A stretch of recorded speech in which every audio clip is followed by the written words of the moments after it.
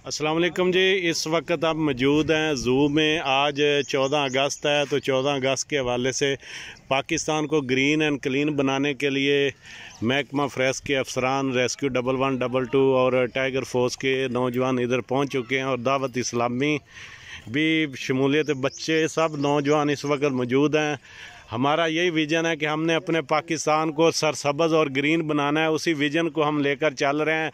तो महकमा जंगलात के सारे अफसरान हैं, कल के इधर उन्होंने बड़े अच्छे इंतज़ाम किए हुए हैं, ये पौधे लगाए हुए हैं उन्होंने। तो इंशाल्लाह अब डीसी साहब आने वाले हैं, अब यहाँ पर हम प्लांटेशन करेंगे ताकि हम अपने पाकिस्तान को और बहावल नगर को सरसब्ज़ और शदाब बना सकें।